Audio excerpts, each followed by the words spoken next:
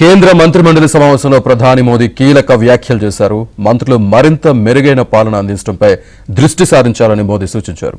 మన ముందు పెద్ద లక్ష్యాలున్నాయని, సమయం మాత్రం పరిమితంగానే ఉందని మంత్రులకు తెలిపారు. కేబినెట్కు ముందు జన కులగణన షెడ్యూల్ను కేంద్ర హోంశాఖ ప్రకటించింది. జన కులగణనతో ముడిపడే నియోజకవర్గాల పునర్విభజన, మహిళా రిజర్వేషన్లు ఉండనున్నాయి.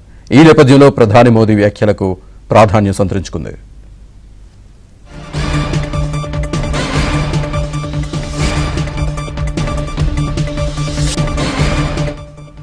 ప్రధాని మోదీ వ్యాఖ్యలకు సంబంధించి పూర్తి సమాచారాన్ని మా ఢిల్లీ బ్యూరో చీఫ్ కృష్ణ అందిస్తారు. కృష్ణ, శ్రీనివాస్, నిన్న దాదాపు 4 గంటల పాటు సుదీర్ఘంగా కేంద్ర మంత్రి మండలి సమావేశం జరిగింది. ఈ సమావేశం చాలా ప్రాధాన్యతను సంతరించుకుందనే చెప్పొచ్చు. ఎందుకంటే ఈ సమావేశానికి ముందే జన కులగణన షెడ్యూల్ కూడా కేంద్ర హోంశాఖ విడుదల చేసింది. జన కులగణనతో ముడిపడే నియోజకవర్గాల పునర్విభజన, మహిళా రిజర్వేషన్లు కూడా అమలు చేయబోతున్నారు. ఈ నేపథ్యంలో ప్రధాని మోదీ చేసినటువంటి దిశానిర్దేశం, కేంద్ర మంత్రులకు ఆయన చేసినటువంటి దిశానిర్దేశం కొంత ప్రాధాన్యతను సంతరించుకుంది. మంత్రులు మరింత మెరుగైన పాలనపైన దృష్టి సారించాలి, అదేవిధంగా మన ముందు పెద్ద లక్ష్యాలున్నాయి, సమయం మాత్రం పరిమితంగానే ఉందంటూ మంత్రులకు ప్రధాని మోదీ తెలియజేశారు. రానున్న రోజుల్లో భారత్ పెద్ద వ్యాపార కేంద్రంగా, వ్యాపార దేశంగా, వాణిజ్య దేశంగా మారబోతుంది. యాస్పిరేషనల్ డిస్ట్రిక్ట్ ప్రోగ్రామ్ లో భాగంగా కేంద్ర మంత్రులంతా కూడా విడిగా ఆయా ప్రాంతాల్లో ఒక రోజు గడపాలి. అదే కాకుండా ఆరోగ్యపరంగా చూసుకుంటే దేశవ్యాప్తంగా స్థూలకాయం అనేది అనేక రుగ్మతలకు కారణం అవుతుంది.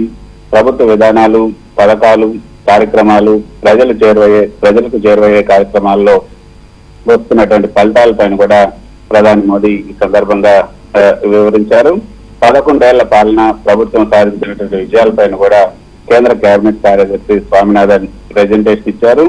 మరోపక్క జలవనరుల శాఖ కార్యదర్శి దేవశ్రీ ముఖర్జీ, అదేవిధంగా నీటి వనరుల శాఖలకు సంబంధించి ఆరోగ్య కార్యదర్శి పుణ్య శ్రీవాస్తవ, వీళ్ళంతా కూడా వైద్య కార్యదర్శి పుణ్య శ్రీవాస్తవ, వీళ్ళంతా పవర్ పాయింట్ ప్రెజెంటేషన్ ఇచ్చారు. రహదారులు సహా మౌలిక సదుపాయాలకు సంబంధించినటువంటి ప్రాజెక్టుల పైన ఆ శాఖ కార్యదర్శి కూడా ఒక ప్రెజెంటేషన్ ఇచ్చారు. యాస్పిరేషనల్ డిస్ట్రిక్ట్ ప్రోగ్రామ్ లో మంత్రుల పనితీరు పైన నీతి ఆయోగ్ ఒక నివేదిక ఇచ్చింది.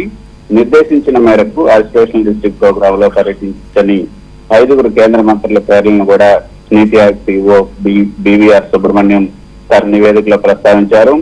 మంత్రులు తప్పనిసరిగా పర్యటించాలని, కనీసం ఒక్కరోజైనా సంబంధిత జిల్లా బ్లాక్ లో గడపాలని కూడా ప్రధాని మోదీ మంత్రులకు దిశానిర్దేశం చేశారు. స్థానిక సమస్యలను అర్థం చేసుకునేందుకు ప్రజలతో మమేకం కావాలంటే ఇది తప్పనిసరి అని కూడా ఆయన తెలియజేశారు. అంతేకాకుండా ప్రపంచ ప్రమాణాలకు అనుగుణంగా మౌలిక సదుపాయాలు, తయారీ రంగ ప్రాజెక్టుల లక్ష్యాలను సాధించాలి. గత 10 ఏళ్ల పాలన సాధించినటువంటి విజయాలు అంతకుముందు 10 ఏళ్ల ప్రభుత్వాలతో పోల్చుకోవద్దు. రానున్న రోజుల్లో అనేక భారీ లక్ష్యాలను కూడా సాధించాల్సిన అవసరం ఉంటుంది. నీటి సంరక్షణకు, కార్యక్రమాలకు గ్రామీణ ఉపాధి హామీ పథకం నిధులను ఉపయోగించుకోవాలి. ప్రధానమంత్రి ఆవాస్ యోజన గ్రామీణ పథకం కింద ప్రస్తుతం ఉపాధి హామీ నిధులను వినియోగిస్తున్నారు. అనేక వాటన్నిటిని కూడా సద్వినియోగం చేసుకోవాలి. అంతేకాకుండా స్థూలకాయం, ఊబకాయం గురించి కూడా మాట్లాడుతూ ఈ రెండు కూడా అనేక రుగ్మతలకు కారణం అవుతున్నాయి. వంట నూనెల వినియోగానికి సంబంధించి కూడా మరింతగా ప్రజల్లోకి తీసుకెళ్లాలి. ప్రజలు రోజువారీ ఆహార వినియోగంలో కనీసం 10% వంట నూనెల వాడకాన్ని కూడా తగ్గించుకోవాలంటూ ప్రధాని మోదీ తెలియజేశారు. ఆ మేరకు ఈ యొక్క ప్రజల్లోకి ఈ విషయాలన్నీ కూడా తీసుకెళ్లాలి. అంతేకాకుండా రానున్న రోజుల్లో భారత్ పెద్ద వ్యాపార దేశంగా మారబోతుంది. అందుకు అనుగుణంగా ఉత్పత్తుల నాణ్యత, మెరుగైన పాలన అవసరం, వాటిపైన ఎక్కువ దృష్టి సారించాలి. ప్రజా సంక్షేమ పథకాలు రెట్టింతలైన విషయాన్ని కూడా ప్రజల దృష్టికి తీసుకెళ్లాలని కూడా ప్రధాని మోదీ దిశానిర్దేశం చేశారు. అయితే శ్రీనివాస్, ఈ నెల 9వ తేదీకి ఎన్డీఏ ప్రభుత్వం 11 ఏళ్లు పూర్తి చేసుకోబోతుంది. ఆ 11 ఏళ్లు పూర్తి చేసుకోబోతున్న సమయంలో కూడా ప్రధాని మోదీ ఒక కీలకమైనటువంటి ప్రకటన చేశారు. ఎన్డీఏ ప్రభుత్వం పేదల సంక్షేమానికి అంకితమైనటువంటి కరుణామయ ప్రభుత్వం. ఎన్డీఏ ప్రభుత్వ కీలక పథకాలన్నీ కూడా పేదల జీవితాలను మార్చాయి.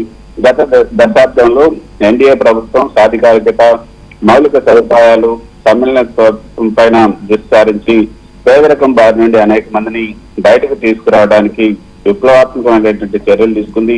పిఎం ఆవాస్ యోజన కానీ, పిఎం ఉజ్వల యోజన, జనధన్ యోజన, ఆయుష్మాన్ భారత్ వంటి కార్యక్రమాలు కూడా గృహ నిర్మాణం, వంట ఇంధనం, అదేవిధంగా బ్యాంకింగ్, ఆరోగ్య సంరక్షణ వీటన్నిటిని కూడా మెరుగుపరిచాం. డీబీటీ, డిజిటల్ చేరిక, గ్రామీణ మౌలిక సదుపాయాల కోసం ముందుకు రావాలి. తర్వాత పారదర్శకతను చివరి మైలు వరకు కూడా ప్రయోజనాలను వేగంగా అందించడానికి దోహదం చేశాయి. ఇవన్నీ కూడా ఆ కారణంగానే 25 కోట్లకు పైగా ప్రజలు పేదరికం నుంచి బయటపడ్డారు. ప్రతి పౌరుడు కూడా గౌరవంగా జీవించే అవకాశం ఉన్నటువంటి సమ్మిళిత స్వావలంబన భారతదేశాన్ని నిర్మించడానికి ఎన్డీఏ కట్టుబడి ఉంది. గత 11 సంవత్సరాల్లో ఎన్డీఏ ప్రభుత్వం ప్రతి అడుగును కూడా పేదల సేవ, సుపరిపాలన, సంక్షేమానికి అంకితం చేసింది.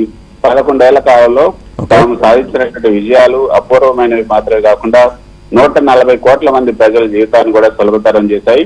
వీటన్నిటిని కూడా ప్రజల ముందుకి తీసుకెళ్లాలంటూ ప్రధాని మోదీ మంత్రులకు దిశానిర్దేశం చేశారు. శ్రీనివాస్. రైట్.